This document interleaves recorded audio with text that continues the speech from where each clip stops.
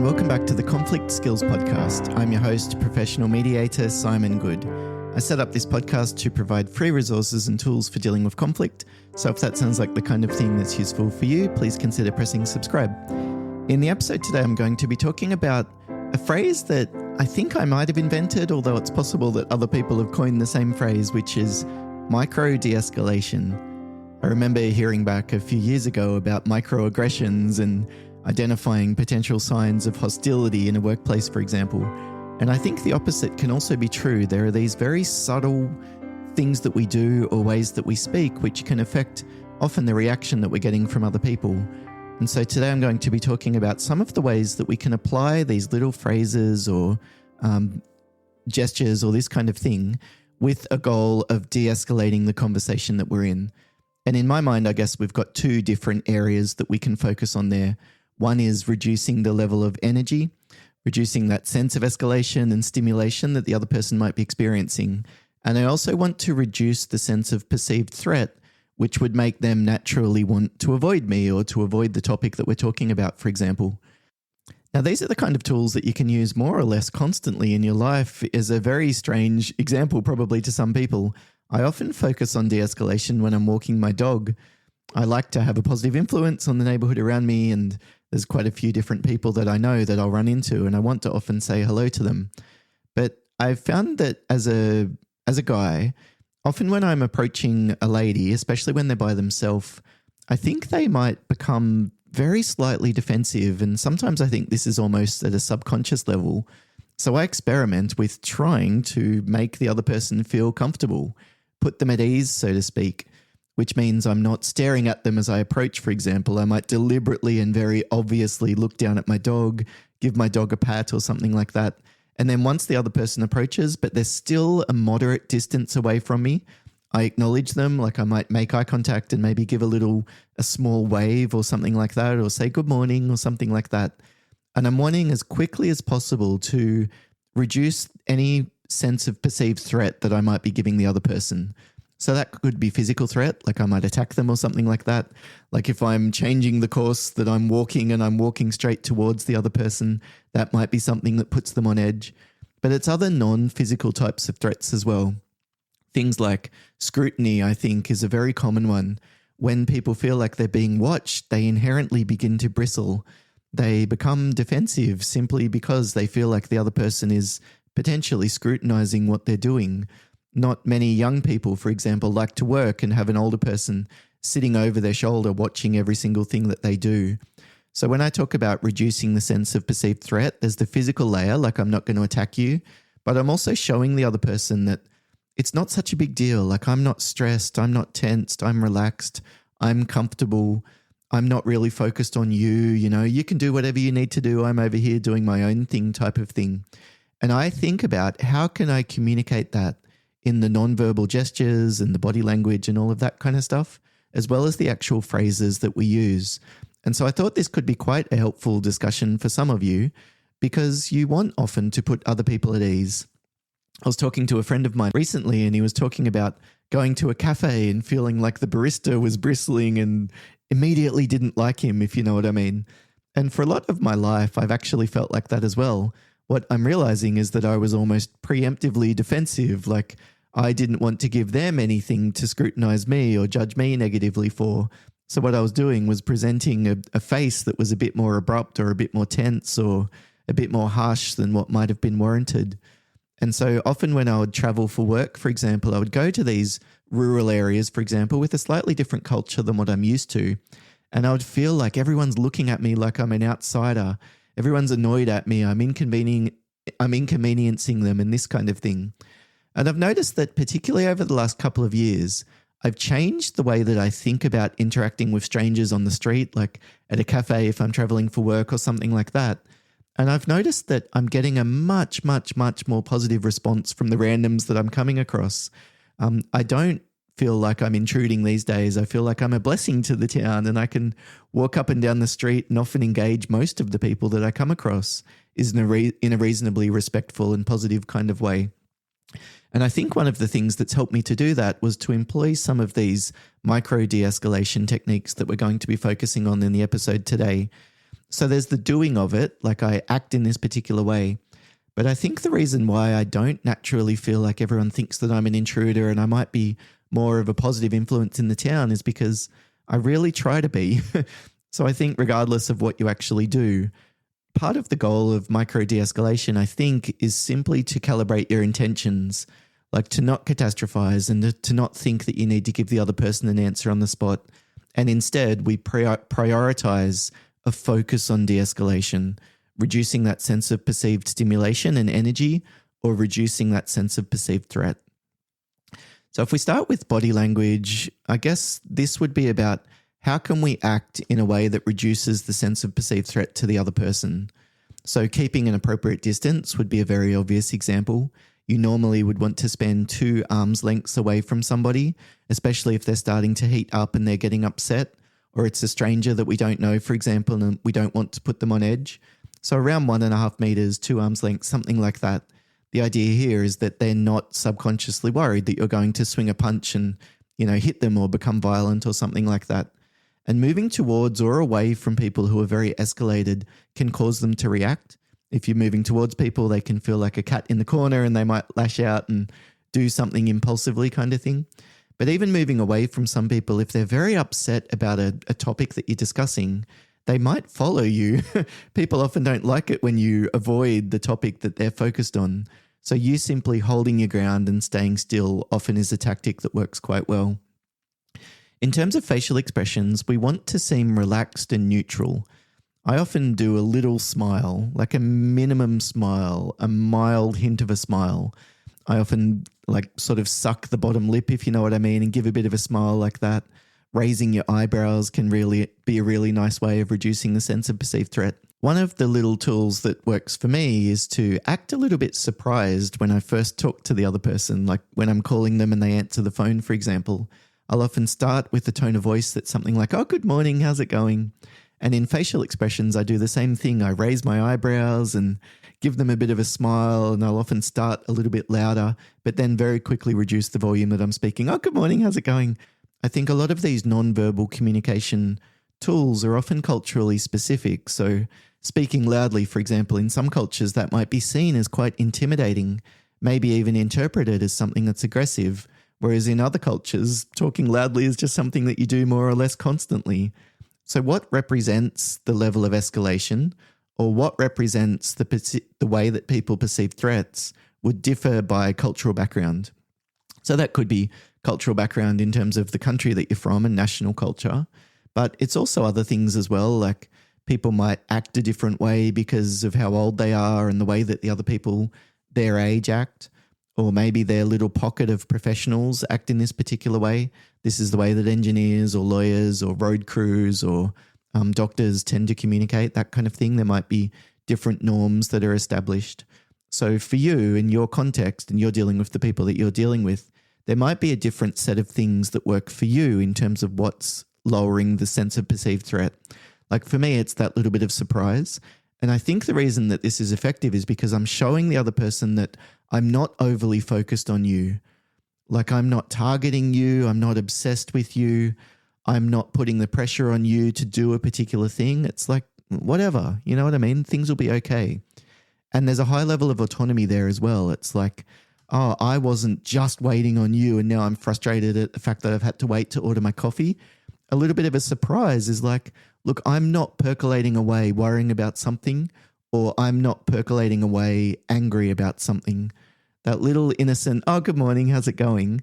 It often begins the conversation on a much more positive foot than just being more terse or abrupt from the start. "Hello, can I please have a long black?" Of course, the other person might interpret that as you being frustrated or critical of something that they've done, or judgmental about something about the context, for example. And so what you might get is a micro level of defensiveness, a micro level of reaction. And again, this might be a non-verbal thing that they just focus on how busy they are and what a bad morning it's been kind of thing. Whereas if you started on a more positive note, it might be that they actually enjoy the work that they're doing and the interaction with you in a more positive way as well, which is another interesting byproduct of all of this, I think. So a relatively neutral facial expression We don't want to make too much eye contact. Roughly 70% or so tends to work, although that's quite culturally specific as well. People in regional areas often don't make as much eye contact, and they often don't stand as close by default as well. Whereas people who grow up and they're used to metro areas and living in cities, they might interpret things differently. Or where I live, it's a regional town. So when I'm going past someone and I'm walking my dog, I kind of expect us to say hello to each other. It's sort of the norm. Most people greet each other as you're walking past, just g'day, how's it going? Something like that. And when someone completely avoids me, they don't make any eye contact and they don't say hello, I often, I think, interpret that behavior as rude. Like I think, what's their problem? Or I think, gee, they're not a very friendly kind of person. Now, of course, they've probably just got other things on their mind. It's probably got nothing to do with me, but that's the way that it's interpreted. All of these things ultimately are in the eye of the beholder. So it's not so much about, I was just being assertive. It's like, well, it's possible that that behavior is being interpreted as aggression or being too passive and not taking me seriously or something else as well. We generally want to minimize the amount of movement that we're doing. So if you're the kind of person that talks a lot with your hands, these are the kind of moments where you might need to sit on your hands, for example, or reduce the amount of gestures that you're doing. The more gestures that we make, obviously it creates this sense of animation and probably contributes to that escalation and the build-up of energy in the conversation. So I just often try to relax calm and confident. I tend to try to appear like the king in a play that's sitting still and upright and, I'm not flustered, I'm not flapped, all the action is going on around me. There's things that I can do that I'm in control of. There's ways that I can respond to this conversation, so to speak. And you might not be feeling confident. Often it's like the duck on the top of the pond and underneath the surface, you're paddling frantically trying to think about how you should respond or what you should say next or what's going to work for this conversation. But at least on the surface level, in terms of how you appear, it should be nonplussed. I'm not fussed. I'm not overwhelmed. We can get through this. There might be an option. Let's see what we can do, that kind of thing. And you might be surprised at how simply having the intention of communicating that non-verbally, it really helps.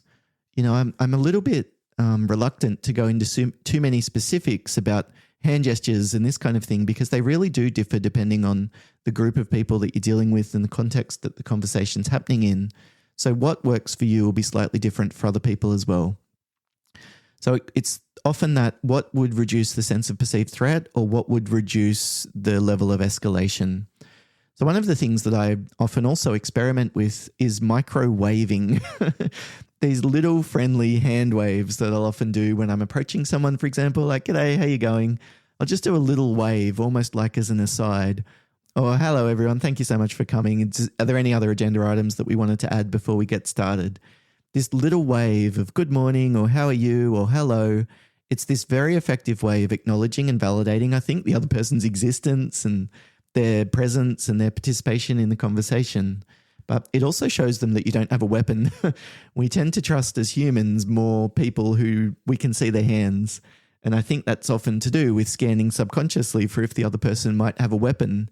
So if you've got someone coming towards you and they've got their hand in their pockets or their hands behind their backs, you might be a little bit suspicious. There's a little part of you that's more guarded. So I often use this in conversations as well. When I'm talking to someone and we're standing up and my goal is to de-escalate, I'll often keep my hands relaxed at my side. I don't put them in my pocket unless I'm so nervous that I can't stop them shaking or something like that. And when I'm beginning a meeting, I'll often have my hands on top of the desk or on top of the table, clasped together but reasonably relaxed. And again, the goal here is to send as many different messages that we can that this is okay. This situation is contained. There are not going to be negative consequences for you. There's not that sense of pressure where you need to act quickly, that kind of thing. Tone of voice is also an incredibly important part to consider when we think about micro-de-escalation. I really like the way that Chris Voss describes a calming tone of voice, which is lower speed, lower volume, and low tone. I often do communication skills workshops and I'll say to people like, how should we calm other people down? What's going to be the most effective way of speaking? And they'll often say, like you talk, Simon, because I think I do often engage in this way of speaking a lot of the time where I can, where I'm not flustered and overwhelmed and losing it myself. But they'll often say, speak calmly. And then I'll say, well, what's calmly look like for you? And it's interesting, the challenge that people often have pinpointing what the specific characteristics are that are often interpreted as being a calm way of speaking. There's often things about what you say, like using short, simple phrases, not jumping in as soon as the other person's finished speaking, not using too much technical jargon, not speaking for too long at a time before giving them a chance to talk. Like there's a little bit of the what we say and a bit of the message itself, but how we say it is crucially important when it comes to escalation. The more escalated that people get, the more they go into this fight or flight mode. The sympathetic nervous system gradually ramps up and they become more escalated. And what that means is that they tend to think in much more black and white kind of ways. So they might not be interpreting the words that you're saying to them effectively, for example. So a lot of the time we need to begin by taking the energy out of the conversation, and the way that we speak can be a crucial part of that. So that low volume, when we're yelling, speaking loudly, obviously it's like there's pressure. We need focus. We need you to do something right now. So that higher level of volume often would have been associated with crises, for example, or situations when someone was very angry. So that tends to be the natural interpretation that comes up as well. When we speak loudly, it causes escalation. When we speak fast, the same thing happens. It can almost make people feel a little bit panicked when you're talking to someone and they're just speaking so quickly that you can't even feel like you have time to think before you have a chance to jump in. And gosh, by the time they finish, you not even remember half of the things that they've said. So slow down the tone, the speed, I should say, and then lower the tone. That high sense of escalation, obviously, again, this is a crisis situation. There's high pressure here, whereas a low tone, low, steady tone tends to work better. Sometimes people wonder if the other person's yelling or speaking a bit shrilly or speaking too quickly, should I match them? They've heard this thing called mirroring, and they think that mirroring means that they copy the other person, like from an NLP perspective, I guess. I don't often find that works. If you respond and speak loudly and quickly and in a high tone, it often just ramps up the energy in the conversation and the other person reacts and around we go. Even when they're yelling, I think it often works better to still keep your volume lower, although it might be what you would consider a moderate volume, if you know what I mean. Lower tone and slower speed in how we're speaking. We don't necessarily match them. We set the tone. We provide the positive influence that they need to calm down because of the level of crisis with which their brain is perceiving the situation that they're in. So that's, I think, at the highest level, it's how we act, what we do, the distance that we stand apart, the eye contact and those kind of elements, as well as the tone of voice that we use, that lower volume, lower speed, lower tone, lower steady tone. There are also specific elements that people crave when they're in an escalated state. And I really like a model developed by Dr. David Rock. He talks about some of the different factors that people naturally are attracted to or want to avoid if there's that sense of perceived threat. He talks about status, certainty, autonomy, relatedness, and fairness. In Rock's model, status is the relative importance of an individual. It's like whether they think that they're a good person, whether they think that you think that they're good at their job, whether they think that you think that they've done something wrong, whether they think that you think that they're ethical. If they feel like you're accusing them of lying, for example, they might naturally get their back up and become defensive as a result. Or it might be the fact that they want to know that you care about the same things that they care about. They want to know that the issue that's on their plate is a high priority for you as well. So status is often affected by things like perceived embarrassment. If the other person feels like people around them will think more negatively of them, then they'll feel threatened and they might arc up and get defensive as a result. It might be things like feeling singled out, surprise attack, like someone feeling like you're all of a sudden trying to make them look bad, for example. And it's ultimately about either their competence or their ethics being questioned. You're not good at your job, or you're not trying hard, or you've deliberately done this thing wrong, that kind of thing. And that status can often be replenished by ways that you can communicate mutual respect, like acknowledging the effort that they've gone to solve this problem that they're dealing with, for example, or acknowledging the level of experience that they bring to this task, acknowledging the fact that they might have more information that you're aware of, acknowledging the fact that there might be more history that you're aware of, for example. We don't want to say, look, I understand, I've got all the information here. Here's the assumption that I've made, and this is the black and white way that I'm seeing the situation. It's much more about, I would like to hear from you and learn from you about your perspective and how you're interpreting the situation here. So this could be things that we can make the other person to feel secure, or things that we can do to make the other person to feel important, I guess.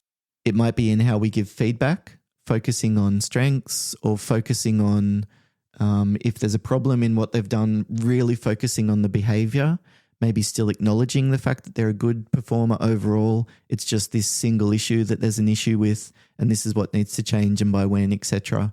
Which brings us to the next point in his model, actually. Status is the first factor that we crave. Certainty is the second.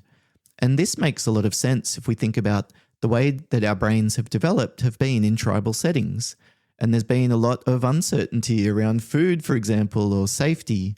So when there's a situation and we interpret it with a high level of uncertainty, it often activates that fight or flight response as a result, because historically these might have been situations where we needed to fight or we needed to escape.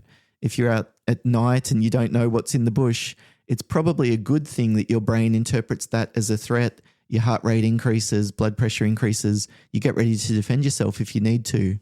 That's not an ideal brain to be walking into a board meeting with, or a performance management conversation with one of your staff, or trying to respond to an angry customer in the midst of a really busy shift that you're dealing with at the moment.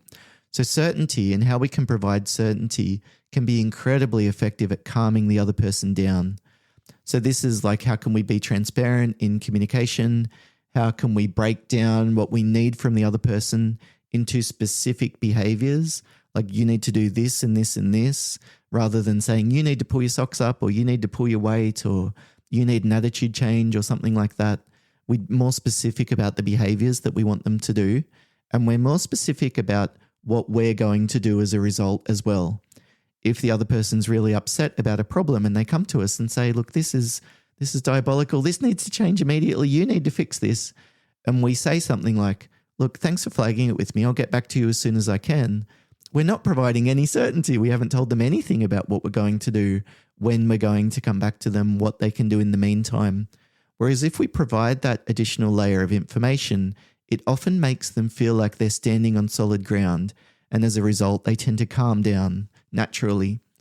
So instead of saying, I'll get to that when I can, or thanks, I'll put that on the to-do list, we could say, look, for that particular issue, this is the person that I'll need to contact. I can see that they're in a meeting until about 1:30 or 2 o'clock this afternoon. I should be able to catch them then, which means that I could give you a call around 3. How does that time work for you? So I'm being much more specific about the steps that I'm going to take.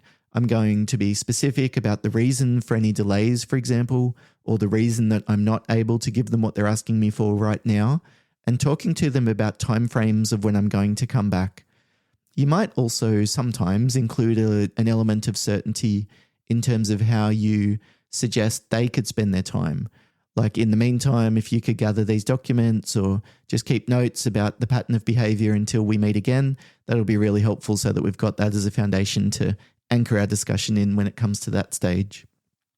So certainty is all about helping the other person feel like they can predict the future events, or feeling like there's not an unexpected surprise or something coming out of left field that's going to upset the apple cart.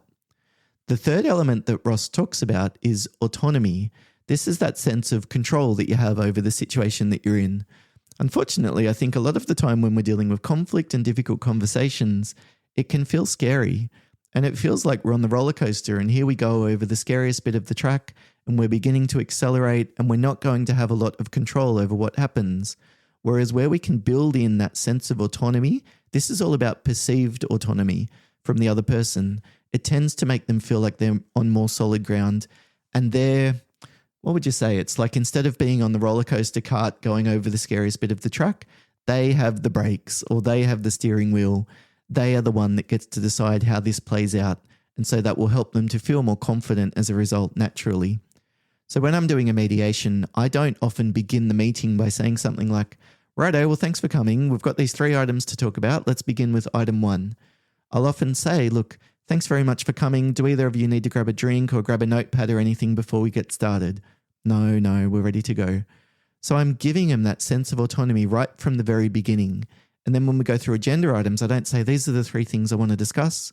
I might say something like, look, there are some items that stood out to me from the previous meetings I've had with the 2 of you. I'd like to talk about a couple of those items if possible, but before we put them up on the agenda, do either of you have anything that you feel like it would be important to discuss today? Before we make this decision, is there any other additional input from you? This is what seems like the best option. How does that sound to you? Is that something that you'd like us to get organised? So I don't say, we're going to do this and here's the natural thing that's going to happen next and you've got no control over it. It's giving that sense of perceived control, even over relatively small things like, look, unfortunately, this is the only process that will work here, but we do have some flexibility in terms of timeframes, or we do have some flexibility in terms of the type of finish that you use or something else. Highlight the areas where they can actually make a choice would also be quite effective. It sounds a little bit like a token gesture, but at least you're giving them as much flexibility as you can, especially in situations where things are quite constrained otherwise. So we've got status, certainty, and autonomy. The 4th factor that Rock talks about is relatedness. This is, I think, a sense of connection. Now, Rock often talks about this as reducing blame or identifying shared experiences or this kind of thing. But in my mind, one of the key elements of relatedness is the other person feeling listened to. Now, I often use the EAR model of active listening, EAR. So if my goal is to help the other person to feel listened to, first I want to explore. I want to give them a chance to say what they need to say. I want to give them a chance to tell their story. I might bounce between asking questions and summarizing or mirroring the different phrases that they're using. But the whole purpose of this first section of the conversation is for them to have a chance to talk about what's important to them and for me to do my best to give them the sense of being understood. And that's usually not by saying I understand, especially if I say I understand that, but it kind of tends to erase whatever we said before. So that's a particularly unhelpful phrasing, I think. If you need to do something like that, saying, I understand the challenge is this, or I understand that's your perspective. At the same time, I've talked from other team members and they've shared different information, or I understand that that's what you'd like us to do. And, or at the same time, the challenge for us is this is the relevant bit of legislation or whatever it is. If you need to say, I understand, but a simple tweak that can often help is replacing the word but with at the same time or and. But for me, I often find that people feel listened to when you play back what they've told you. I might say something like, let me just check I understand I've got that right, and then I'll summarize it. This is that second step in the EAR model of acknowledge.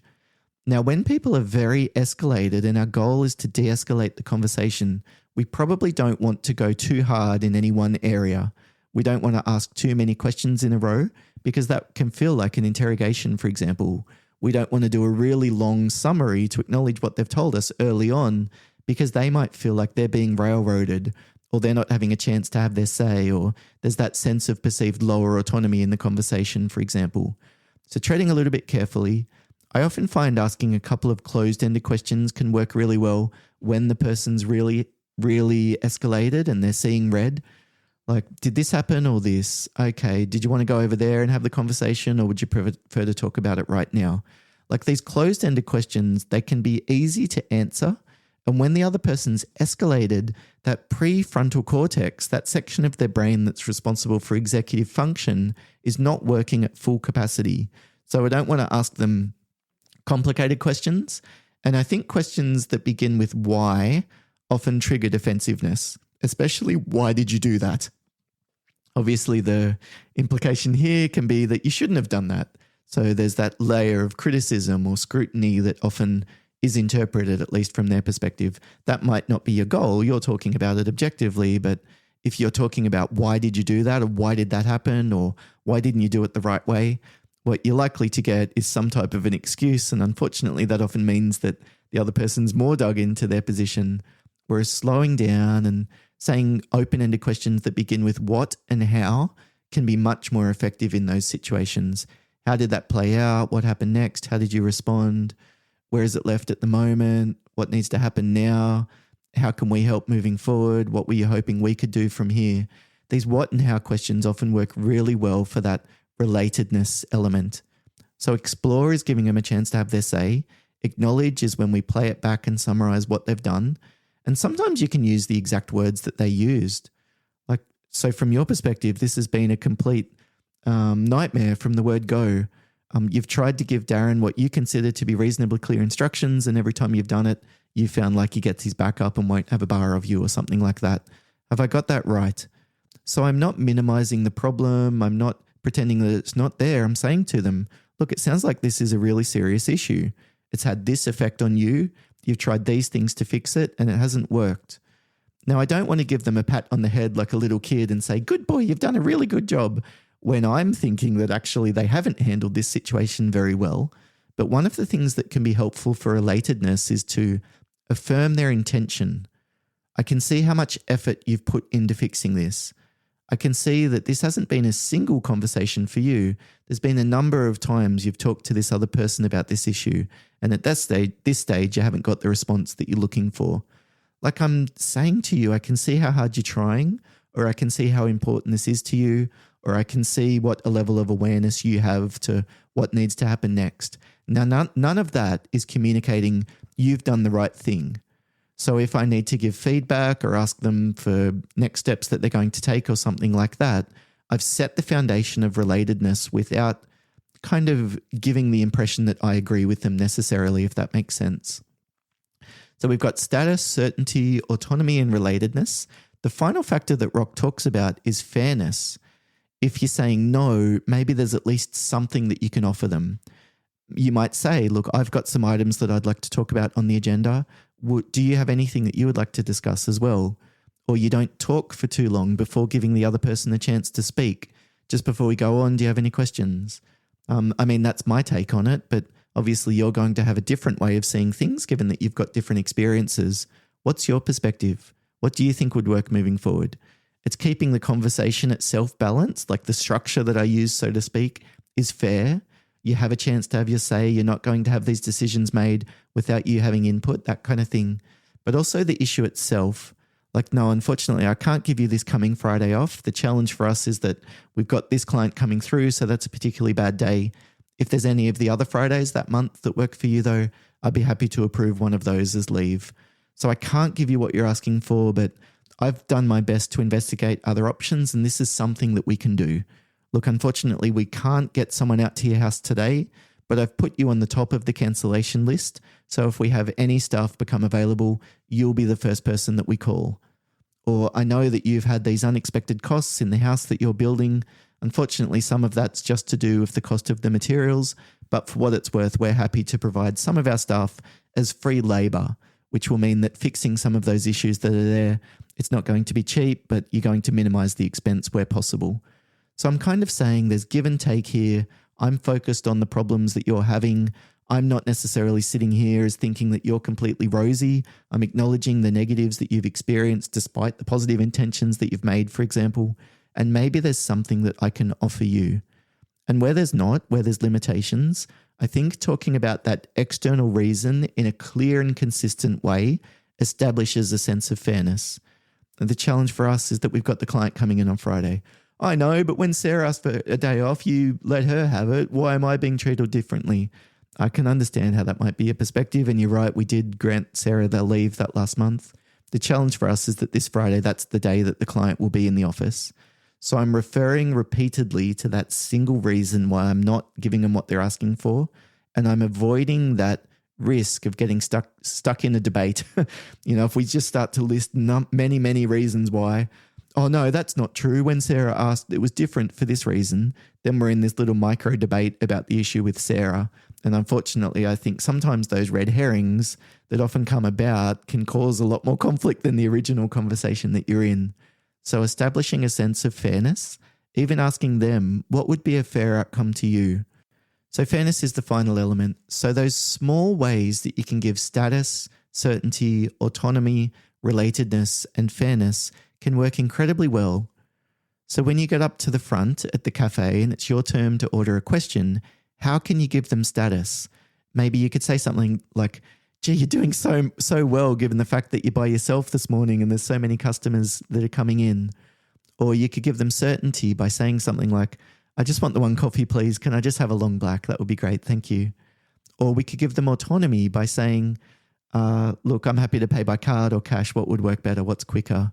Or would you prefer to put it in a takeaway cup? I'd be happy to take it and run if you're needing to clean up some of these tables that are here. Like, I'm giving them the choice. I'm not saying I'll take my coffee because I know that you haven't cleaned the tables, because then they might interpret that as scrutiny. They feel like they're not doing a good job because they've left the tables messy in the cafe or something like that. Whereas giving them a choice, it puts them in the driver's seat. Would it be helpful if I do this? Would you prefer this or this? What would work better? And in those everyday conversations, like you're dealing with a barista, it might be a very small level. It's quite informal. It's just, oh, what do you reckon? Would this work, kind of thing? We could maybe empathize with, gosh, I imagine this is quite stressful when you've got people coming through like that person in front of me that had 16 coffees on the list for the office that they work in. Or I could say something like, I remember when I was working in these kind of jobs and I used to find this really stressful. Gee, you're doing a good job managing it all. And then the final layer is fairness. Maybe there's some way that you can compensate them for an inconvenience that you've given them. Maybe there's additional work that you've asked them to do, like they need to go back behind the kitchen to get an ingredient for the coffee that you've ordered or something. So maybe you put in an extra big tip so that they see that you're acknowledging the effort that they've made and the trouble that they've gone to fix the problem that you were dealing with. Or it might be something like, look, I was going to get that as well, but actually I think just the drink would be fine. I know you're flat out at the moment. I'm giving them a sense that I care about what you care about. I understand the struggles that you're in to some extent, and here's one small way that I might be able to help. I think often doing that with autonomy at the same time, it seems like you're flat out, would this be helpful for you? It's a really nice way of doing it rather than just saying, you're obviously struggling, this is what I need to do to help you out, so to speak. A lot of people don't feel like they're a victim, and when you put them in the position of either being the victim or they're causing a problem or doing something wrong, that's when you often get much more of a dramatic reaction than you might be expecting in some conversations that you're in. So the body language, that overall relaxed, I'm confident, I can get through this, I'll be okay message that we're trying to communicate, the way that we're speaking, that low tone, lower volume and slower speed, and then really focusing on how can we convey at a micro level status, you're important, you matter, I'm aware of what you're dealing with. Certainty, here's what's going to happen next, here's what you can do in the meantime.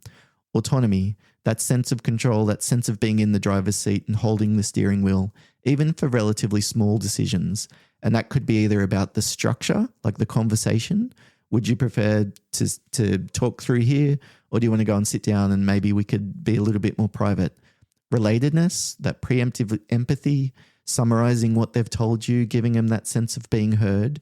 And then fairness, especially when you're needing to deliver bad news or you're not able to give them 100% of what they want.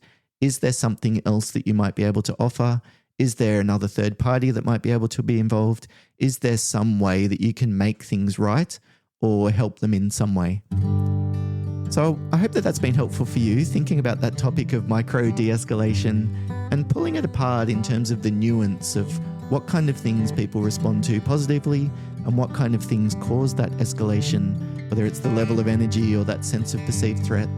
But I'd love to know from you. If you'd like to give feedback, you can shoot me an email. It's podcast@simongood.com. If you're listening on Spotify or one of the other platforms where you can make a comment, I'd be incredibly grateful if you would. Those little comments show that people are engaging with the podcast, and they're a massive boost for little podcasts like this, especially when I'm not as consistent as I should be. So there's other elements of the algorithm that are probably working against me, unfortunately. And if you've got a scenario, a case study that you'd like me to talk about in the podcast, or a topic that you think would be useful for other people, please feel free to send it through, either by comments or by email. And if the podcast episode has been helpful for you, I'd be incredibly grateful if you would consider leaving a positive review. But otherwise, thank you very much for listening. I hope that micro-de-escalation topic is helpful. Good luck employing it. I'd like to know how you go, if there's particular situations that you're planning for, or maybe you go through a particular challenge and you're not sure how this could be applied, for example. And I'd love to see you again in a future episode of the Conflict Skills Podcast. Thanks again. Bye for now.